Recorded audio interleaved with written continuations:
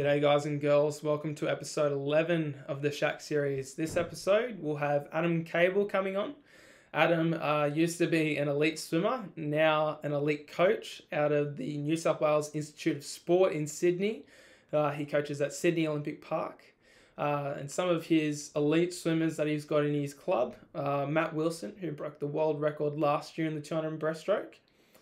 Meg Bailey, who was a Commonwealth Games competitor in 2018, and Brad Woodward, who is a Commonwealth Games medalist. So during this episode, we'll talk a bit about his swimming career, more so about his coaching career and his coaching philosophies. We'll get to know a little bit behind the mind of Adam. So stay tuned and get ready to learn a bit. Mr. Adam Kable. Jacob, how are you? Yeah, good, thanks. How are you? Mate, fantastic. You're at work. I am at work. I know it's quite rare, but I am at work, kicking goals, and yeah. In the CEO's chair, I see. I am in the CEO's chair. I am the CEO. I'm taking over for the next maybe 30 minutes. How have you been? What have you been up to this morning? Mate, just been training and then gym, and then I had a couple of meetings before I joining you for this fantastic chat, Jacob. Oh, it's been going really well. We had Andrew Lauderstein on earlier. It was a great chat. So yeah, you got big shoes to fill. He's got big shoes. Big arms too. Massive arms, yes. Well, thanks so much for coming on and answering some of the questions that I've got for you, being able to get a bit inside your head, quoting Brett Hawke there, but yeah, thanks for coming on. I'm ready to go. So give us a bit of a background on your swimming and coaching career and kind of, the stepping stones that you took to get where you are today. Well, my swimming career, that will be short because there's probably not a lot to report. From a coaching point of view, I was studying physio and doing a bit of coaching part-time. That coaching started to get more and more. Some kids, that was at a club called Bankstown Sports, which you know pretty well. Everybody started to win national medals and things like that, and the job grew from being part-time to a more full-time basis. And then Jim Fowley and Pests Institute of Sport in New South Wales asked me to come along in 2011 to be an assistant coach there. A pretty successful program. We had 5 people in 2012 make the Olympics, most notably Magnussen with his individual silver.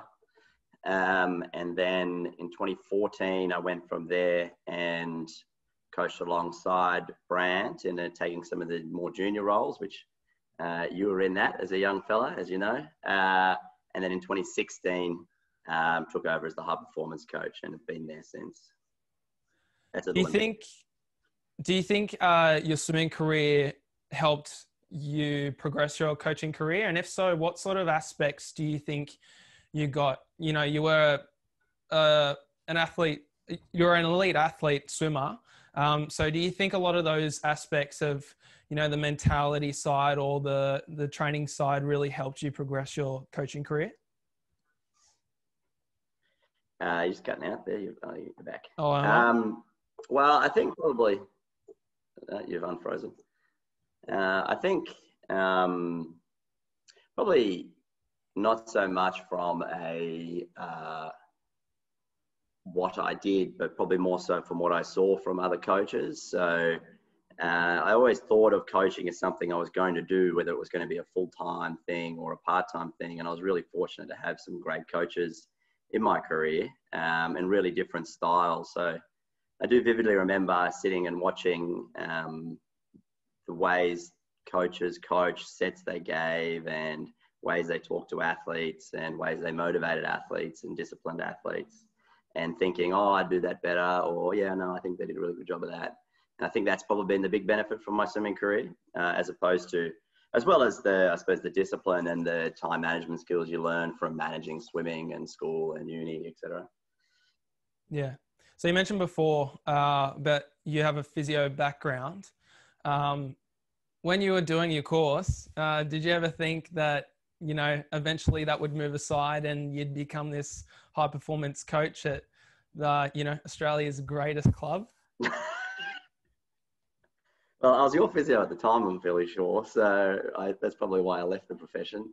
But no, it was a bit of a part. So so the physiotherapy practice that I worked at is on level 2 of the New South Wales Institute of Sport Building. So it worked out really nicely. I was doing both for a period of time, assistant coaching and physioing. And there was probably a fair period of time I wasn't sure which avenue it would go. And then I really started to get more engaged in the coaching, and there was definitely a tipping point. And then I went off in that direction, and the physio was taking a back seat. I still was practicing up until last year, just a couple of days a week just to keep my hand in it.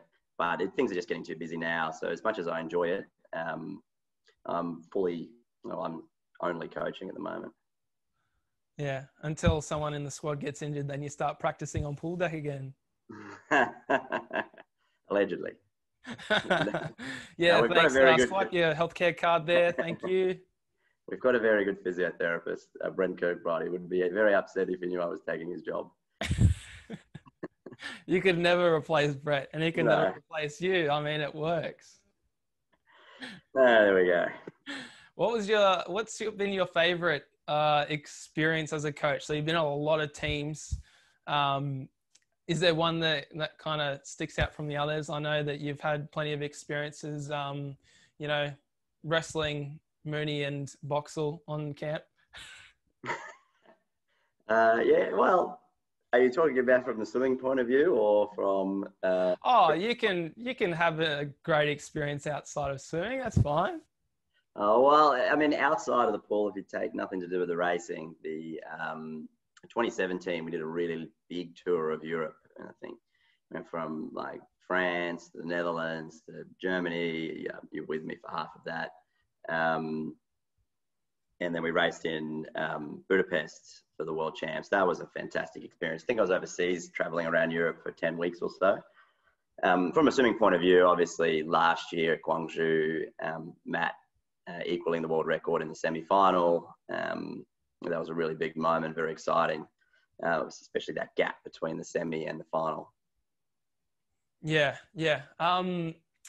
Now, I want to talk a bit more about going into camp. So you love going into camp, if that be for the Australian swim team or for your own squad at SOPAC. So what's your favorite thing about going into camp? Like, what do you look forward to most, other than fast swimming? Well, I think the thing with training camps is that it really facilitates a 100% focus on the task at hand. So you swim, you go home, recover for the next session, then you swim, then you recover for the next session.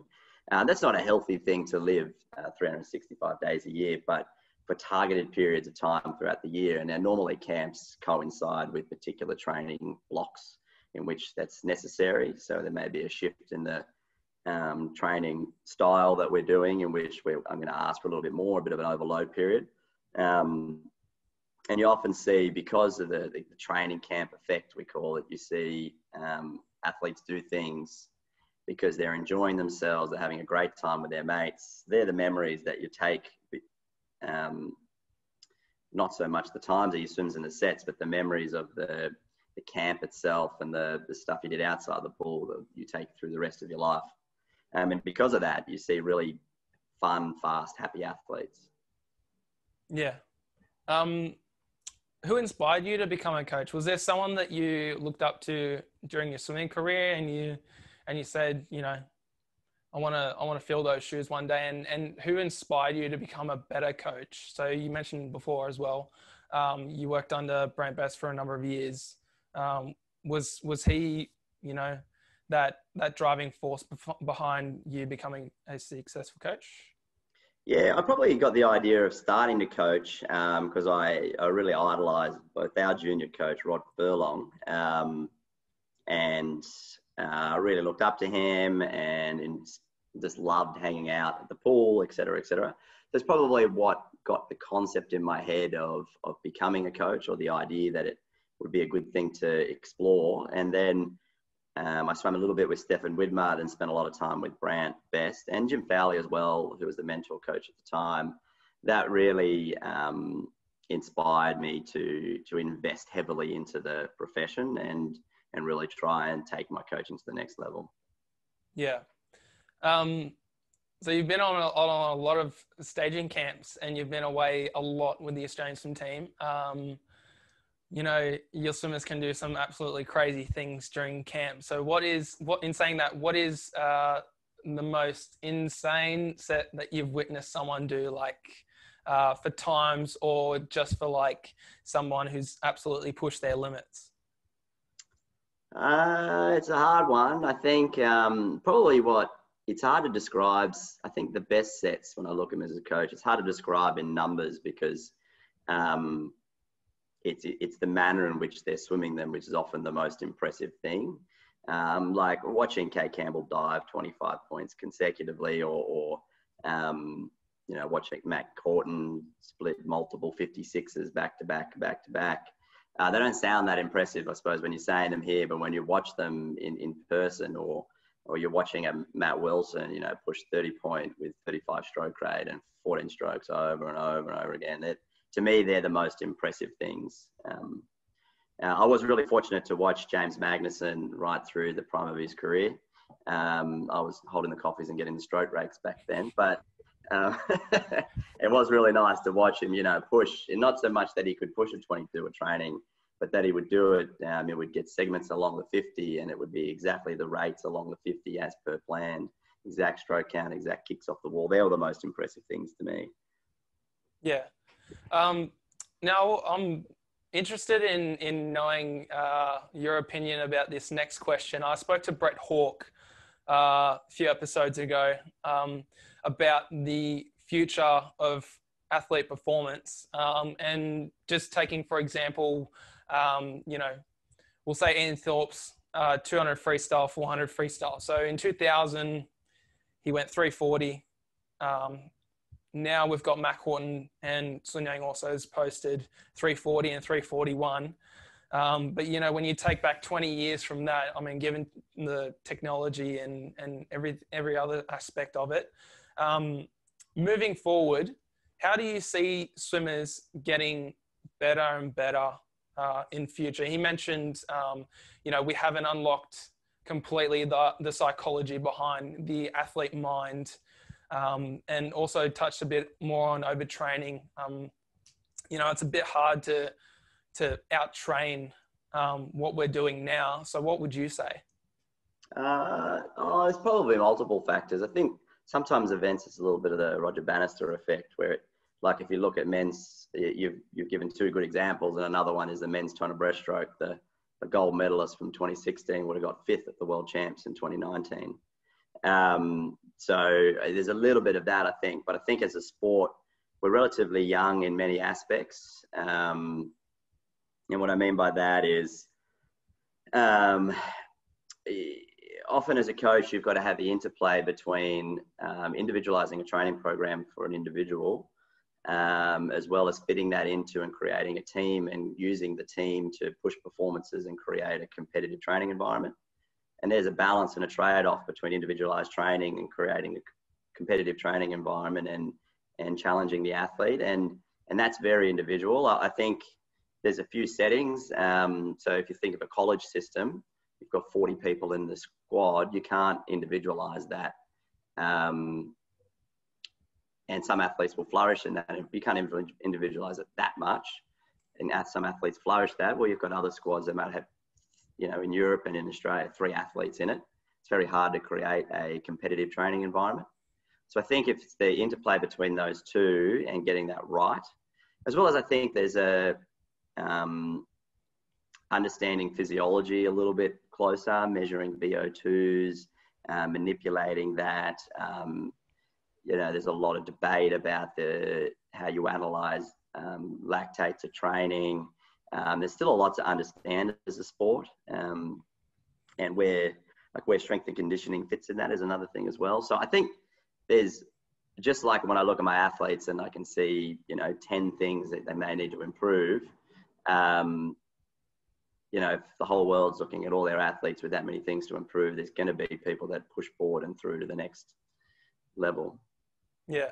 What would you say to the coaches that don't really have that option of, individualizing?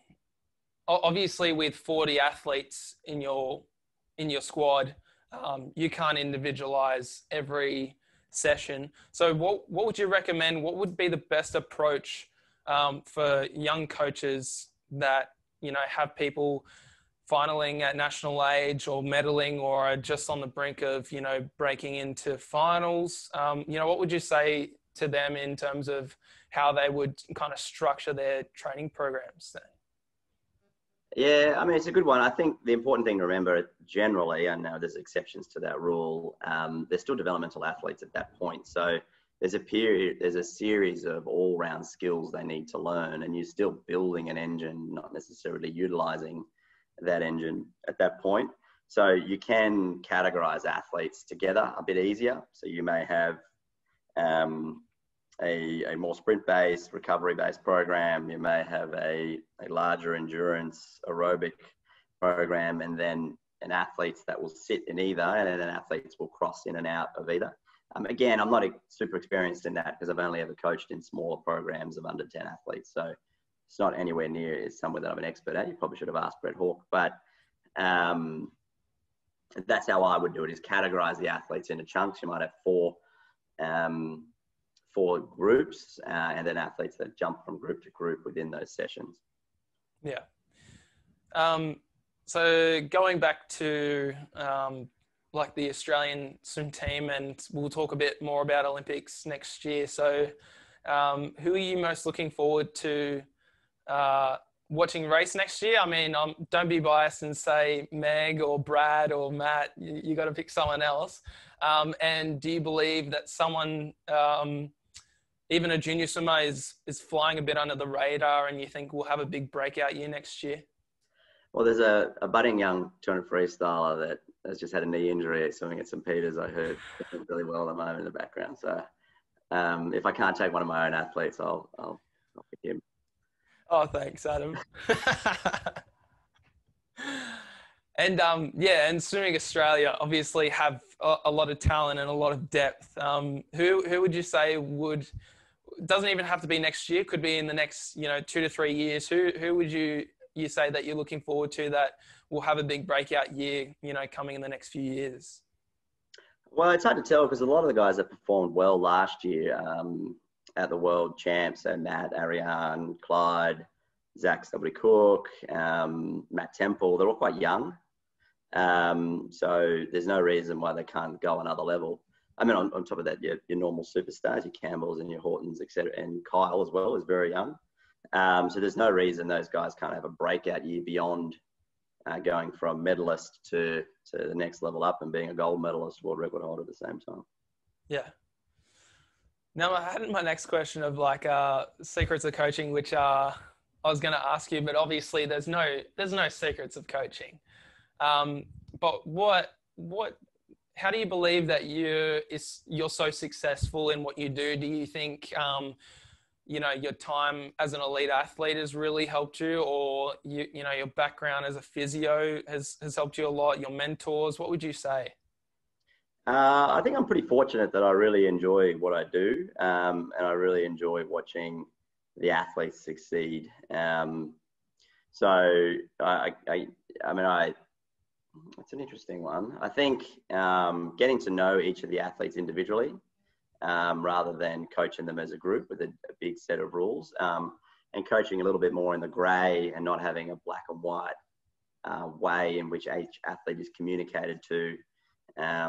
So we might speak to and treat the 17-year-old up and comer quite differently to the 23-year-old, 24-year-old athlete that's been on the team for a few years. I would like to say that that's a strength of mine, the relationships I build with the athletes, but I don't know, you're swimming in Queensland now, so maybe not.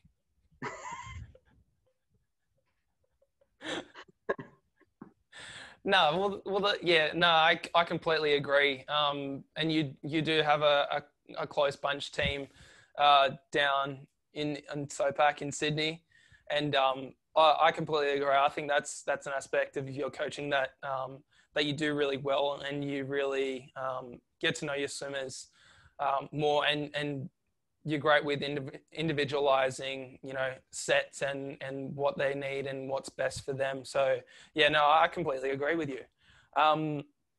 Going back a bit more on your swimming career, what was the hardest set that you did as a swimmer? Given that you had a 200 fly background, we had Lachlan Staples on, and he mentioned that he had some big ones, and he had a lot of 3K fly sets and enjoyed them, the psycho. So did you have any of those that kind of stuck out and, to this day, you just look back and you're like, thank God, I'm not doing that anymore? Yeah, well, I think I probably had the best of both worlds from a swimming point of view. So I swam a fairly old school volume-based aerobic program up until, I say, 21 at Bankston Sports, where I later coached, and then swam with Stefan Widmer. So two very different styles of very, very hard coaching. So it could be anywhere from swimming with Rod, and you would have done similar things of, 10 400s on 5 minutes, 200 free, 200 fly, descend 1 to 5, long course, off you go, survive.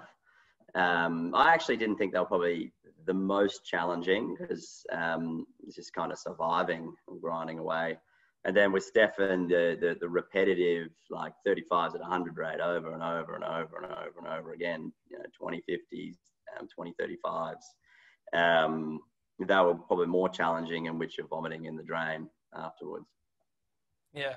Well, we spoke to James Hickman on a few episodes ago, and yeah, he was touching on those 200 fly sets short course that, it was the hypoxic work mixed with lactate building, and he loved a good chuck after training. So in your opinion, obviously this is very individual, but how do you get the best from your swimmers? Well, I think it's like the term to trust the process is thrown around a lot. We're trying to get an athlete to perform, and if they may not, do the race plan, we go back to that term. It's kind of overused a fair bit. I think the important thing to remember is if they didn't trust the process or do the race plan or anything like that, it's probably either that they either didn't trust you as the coach in the plan itself, or they didn't trust their own ability to perform that plan. So may completely agree with it, completely trust that it's the best thing to do, but didn't back themselves. So I think it's really actually targeting those two as individual aspects and building trust in themselves, to building some self-esteem, some self-perception in isolation, and some set design and some communication skills to do that, as well as building a relationship and explaining both the training plan, the training program, as well as the race plan, and then practicing that race plan over and over again to get them to trust it. Yeah. When you go away on teams, do you have a favorite coach that you like to hang around with? I mean, your coach is not bad. You don't get a lot of sleep, Dean Boxall. I got some fairly I think I normally share with either Chris Mooney, Dean Boxall, or Scott Talbot. I think it's because we're the younger coaches, or Mooney's not as young as us, but he thinks he is. David Lush I share with as well, is pretty good. But I really like it. The great thing about the Australian team that I've been on the last few years is the variety of people that you get as successful coaches. So I spend a lot of time now with Simon Cusack, incredibly amazing coach, and he's absolutely nothing like me in any way possible. He's actually a good bloke. And then like Dean, who's the opposite to Simon in so many ways, and Chris, and then Jarko and Rowan as complete different styles of leaders as well. I just really like the variety that we get, and not only the age gap. I think I'm the same age as Vince's kids, but the different walks of life people have had. Yeah. And what sort of things do you like to get up to when you go into camp with the coaches? We play a lot of Monopoly cards, probably a little bit too much Monopoly cards. And I don't mind an adult beverage every now and then, but table tennis gets quite competitive. Cards gets quite competitive. There's a lot of the physios don't like that the coaches decide that's the time of year we're going to get really fit. Probably should do some pre-training before training camp, but normally our own personal training loads, because we get together and do gym sessions and run, and normally someone ends up injured. But yeah, that's probably how we pass the time. But also is a fairly good distraction away from the competition. Yeah, and those nights going to karaoke, right? Yeah, look, I'm not the greatest karaoke singer, but yeah, I do my best. Now, Dean at training always mentions... You're frozen there, Jacob. Sorry? Oh, you're still there? Yeah, we're good. All right, yeah, it just keeps dropping out. Sorry, I've had issues with this internet. Yeah, so at training, Dean Boxall, my coach, always mentions, you know, he loves to be around them, around the boys, and you know, he loves talking about how he wants to wrestle Chris Mooney and you. So, what would you say? Who would win out in a wrestle between you, Dean Boxall, and Chris Mooney? Well, I think if it was WWE wrestling, in which it was about the showmanship, Dean would win. But I think it would be like a Josh Papali ankle tap from Chris Mooney that would end us both fairly quickly if you wanted to. But it takes a lot of poking of the bear to get the paws out. Jesus Christ, I wouldn't want to witness this. What would you say has been your biggest struggle as a coach? I've probably been fairly fortunate with, like I've worked with a lot of good athletes and really great guys and some great girls to coach with. So probably not so much. I've been quite fortunate. I haven't had some really down periods in my career at all. I think the challenging part as any coach is often at times in people's career, you might want the result more than they do. When I say by that is they're articulating that they're willing to do X and Y to get the outcome. So then when you hold them accountable to that, they actually don't want to. And it's trying to like get underneath that and figure out why. So that's probably it. Is when like when athletes want to really do it, but a little bit not always willing to jump right in. And then I'm treating them as if they are jumped right in and fully invested, but they're still 1 foot on land. Yeah. How would you approach that situation? So I understand that you're very close with your athletes and you do have regular meetings with them. You and your athletes are very honest. That's what I got anyway from my time with you as my coach.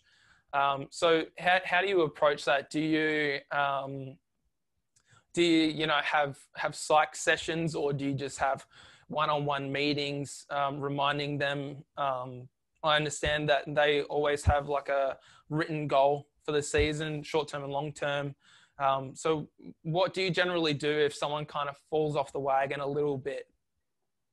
Yeah, well, it's a pretty common, as you're right, like I have a lot of either formal or informal one-on-ones with each athlete. I think that's quite important and one of the big advantages of having a smaller group. It's pretty common at the beginning or end of each training block. It's, okay, well, where do we want to be at the end of this block? What are the goals of this next block? Okay, well, what are the markers that are going to suggest we're on track or off track? And then what are the behaviours that are going to be required, or what are the changes in behaviour that are going to be required to get there? And quite often it's only a few 1%ers that you need to change in your time in or out of the pool that has a huge snowballing effect on your career. So, I mean, an example is, if you charge your phone in the kitchen and not in your bedroom at night. You may be getting 45 minutes extra night of sleep, and therefore over a period of a month, you've got hours and hours and hours more sleep. Therefore, you're more motivated. You've got high testosterone levels. You're a nicer person to deal with. You're recovering better. Therefore, you're training better, and your life can cascade in a completely different direction. So it's quite often trying to really find out what are the small, subtle changes you can make. It may be, not breathing within the flags every time, and then you start to swim a little faster, then you go on faster cycles, and then you snowball in a direction. It's really trying to identify those as an athlete. But finding out what they are is a hard thing, but sticking to new habits is the hardest thing. And then holding them account to that. If they identify them, and I ask them, how do they want me to hold them account to that? Yeah, absolutely. And that honesty that you have, like that connection with your athletes, well, in my opinion anyway, is what I think separates you from the rest of the coaches anyway.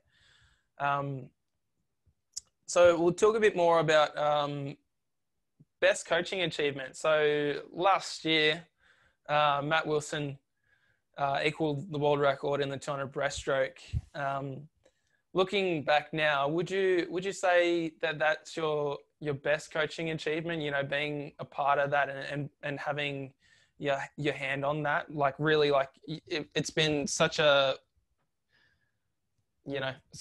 journey between you and Matt. He came as a young 13 or 14-year-old, and you've really helped influence him into such a great elite athlete. Would that world record be your best coaching achievement? Yeah, I think it's so on paper, yes, obviously, and I think what makes it really nice is that it's been a really good partnership, and that partnership's evolved for almost 8 years now. So what makes the moment special is that we used to be coming in his school uniform and smelling like Lynx Africa, with the clothes that his mum picked out, all the way through to standing on live TV and performing like that. But I suppose as a coach, you just really, you get a kick out of watching athletes supersede their expectations. So, anyone from an 18-year-old that, was just going to try and make the final and they end up winning a medal, or trying to win a medal and they break a world record. So, so yes, on paper, definitely. But it's just, there's many enjoyable moments along the way. Yeah. Do you have a long-term coaching goal? You touched on before that SOPAC, when you were working under Brand Pest, you had 5 of the athletes go to the London Olympics. Is one of your long-term goals having, bringing back that level of competitiveness on the Australian swim team, having, a particular number, or what else would it be for your long-term goal? Yeah, look, I mean, to me, I'd love for all my athletes to make the Olympics. There's 9 in the squad, so that would be probably unlikely though, but it'd be nice. No, not really a number I'm not really, I suppose, interested in a legacy I'm quite, I just really enjoy watching athletes take the next level and helping them go to become better and get to where they want to be, whether that is the Olympics or whether that is a national junior team or whatever that is. I think the other part of that long term for me is I'm quite passionate about swimming in New South Wales, and I'd like to maybe take up more of a leadership position there in helping the state as a whole, as well as the individual athletes that I coach, in driving it forward. Yeah. So what would you say annoys you the most as a coach? So you touched on before, obviously you got a physio background, and being in your squad for a number of years, I know that you would get really annoyed at our pre-training exercises. We would just throw around the arms, but you'd always be like, no, rotator cuff, like, and all your exercises. Would that be one that, you'd say would annoy you? Yeah, brothers fighting is a big one. You and Caleb. Something I learned as a coach pretty young, but I think so. It's more, with that, it's like um, it's just attention to detail. It's just an example of attention to detail, and it's one of the small 1 to 2%ers that is required, particularly as you get as an older athlete. And the hard thing is, to be honest, I don't actually get that annoyed with that. It's just part of the job in regards to you're trying to convince an 18-year-old to prepare for injuries they might get when they're 22. And it's expected that they're not going to be that disciplined with it. And you've got to teach that discipline and teach that and encourage the behaviors, it's all kind of part of the job. The big one for me is I just hate complaining. People complaining about the weather or the pool's cold or there's 3 people in my lane or 2 people in my lane. Normally that coincides with a level of, whether it be a short-term level of motivation or fatigue and irritability. Really complaining about things that you can't change and don't matter and complaining for the sake of complaining kills me. Did I do any of that? All of it. You're just dropping like little hints in there, just saying. Yeah, this is a coaching session, by the way. Going back now onto your connection to your athletes. Building a relationship with your athletes obviously comes at some expense of having some pests in the squad. Who would you say pests you the most? Is there any one particular person? And I had Matt on earlier and he said Alex Quash. So, well, I haven't watched Matt's video yet, but I think it would probably be unanimous Alex Quash at the moment. But he brings a lot to the squad. He's hyperactive at times, so he brings a lot to the squad. I'm not going to say that he's any capacity, but he likes to race everything from the minute he walks in the door.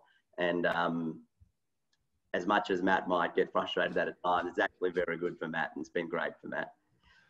Yeah. Oh, exactly. I completely agree, but I do see both sides, I have to say.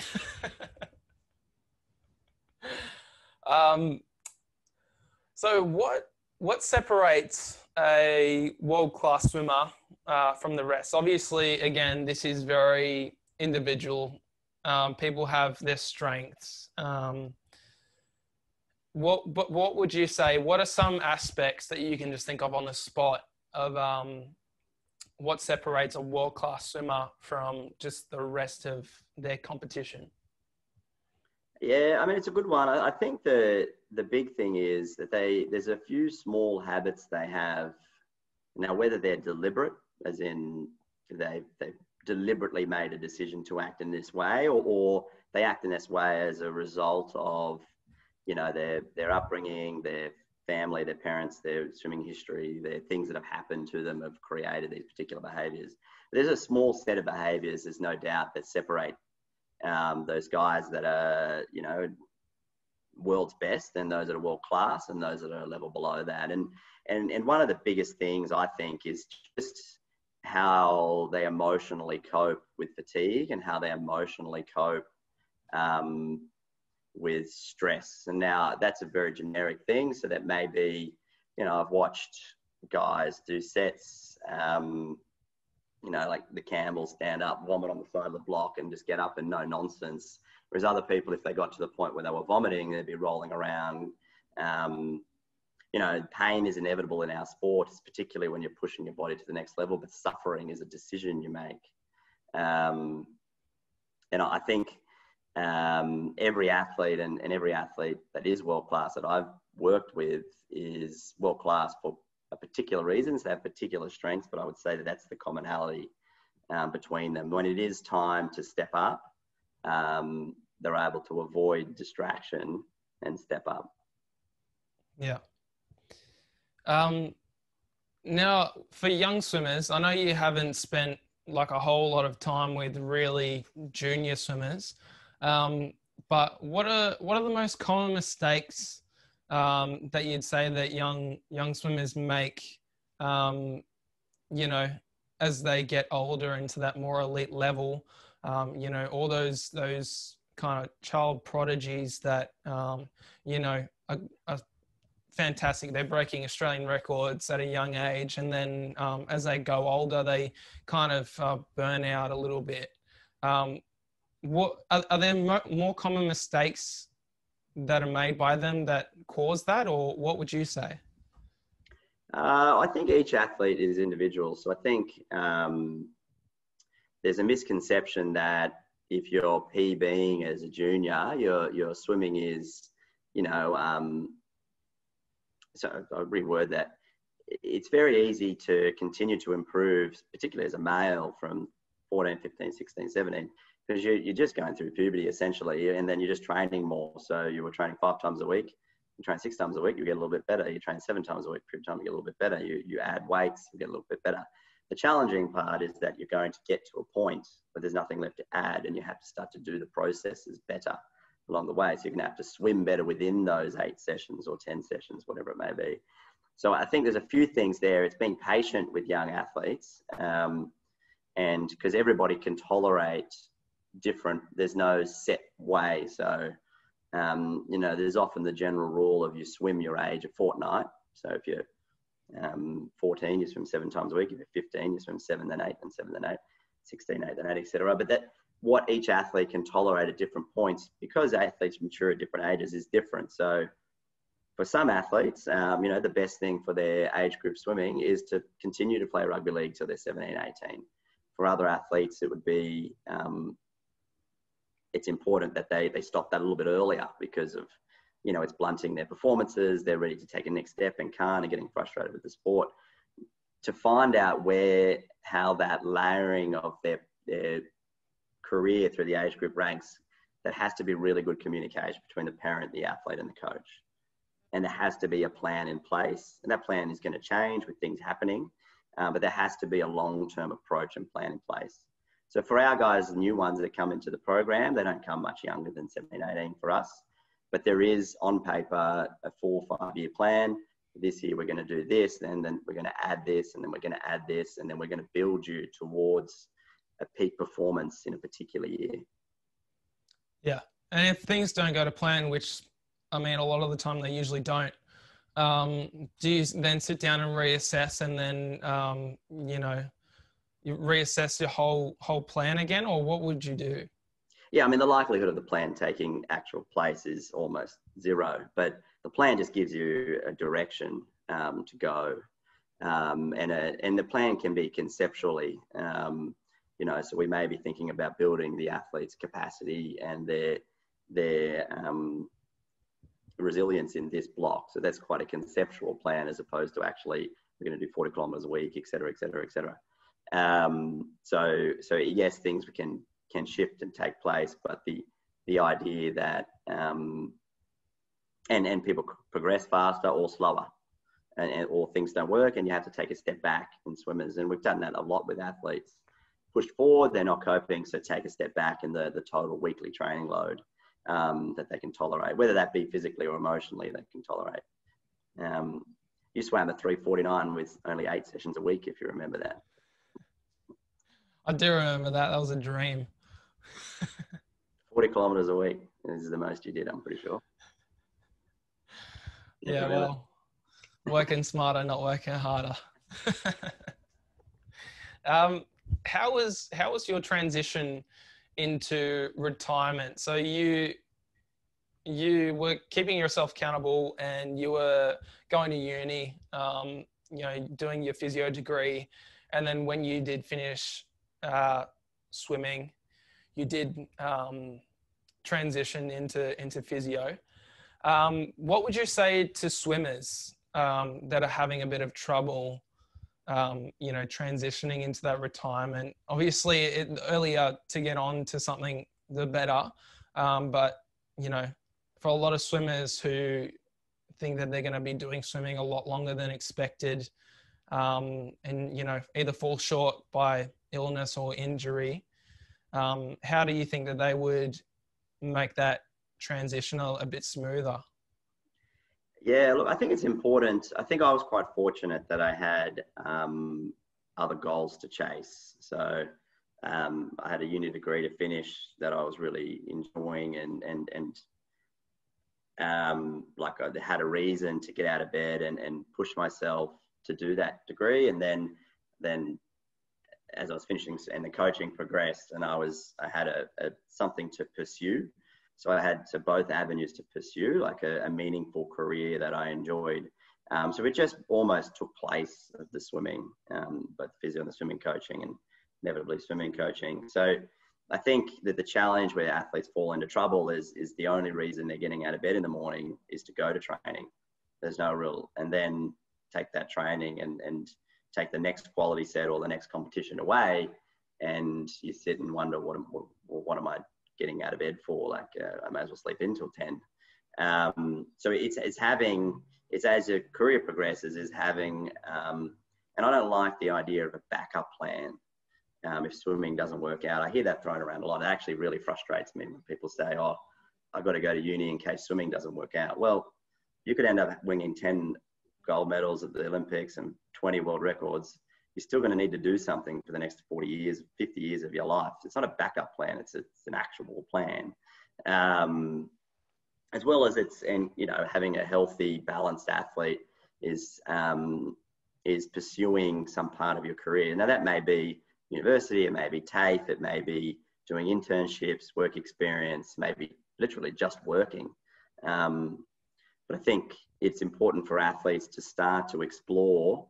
And now the good thing as an athlete, you may have a bit more time before you start your career. You're not finishing uni and finishing school and going straight into university and then off you go. You've got a bit more time. You can chop and change university degrees. So it's actually a bit of an advantage you have. But it is actually pursuing a career or exploring careers while you're still swimming. So you have another passion to pursue when swimming finishes up. Yeah. And if someone in your squad, so say if someone in your squad didn't really have a direction after swimming, do you encourage them to find that pathway? Obviously, the New South Wales Institute of Sport really does a lot of work with athletes in that helping that transition into a career after sport. But what are the conversations that you have with athletes that would struggle with, building up that career that they would have after sport? Yeah, I mean, you can only lead a horse to water, and it's interesting. I've had athletes that have retired a long time ago, like, why didn't you make me go to uni? As well, mate, we tried. So we're quite fortunate. We've got a really good athlete wellbeing and careers advice experts that are part of the performance team. So I think they don't sit external to that. So if we look at the holistic athlete, their well-being and education and career is part of that. So when we have meetings about every month or so with the physiologist, the biomech, the psychologist, the strength and conditioner, myself, they're in that meeting as well and discussing that part of the athlete's life. That also then, highlights the importance to the athlete that that's part of the plan. Progression of them holistically is part of the plan. I think, and encouraging athletes to develop themselves to grow outside of the pool as well is important. Yeah, I completely agree. And finally, would you have any advice for your younger self? So if you could go back now to, let's say, 10-year-old Adam and give him Adam. Yeah, with Rod yelling at you at Birrong Pool, would you give him any advice, or kind of what to expect in future? You've been around and you've done a lot. So what would you say? Would I try and give Rod advice as a 10-year-old? I probably tried. I'm just at that age. No, I think I wouldn't have any regrets really. Like, keep doing what you're doing. Like, things have turned out pretty good. Like, there's going to be good years, bad years. There's going to be times in which you feel like you're killing the coaching, and there's going to be times where you feel like you've got no idea. Tends to be, I feel like the more you dive into a topic, the more you realize you don't know about that topic within coaching or within swimming, but also within many things in life. But I probably just keep doing what you're doing, stop mucking up and concentrate, and maybe listen a bit more to Rod, that you do less 1,000 butterflies as punishment.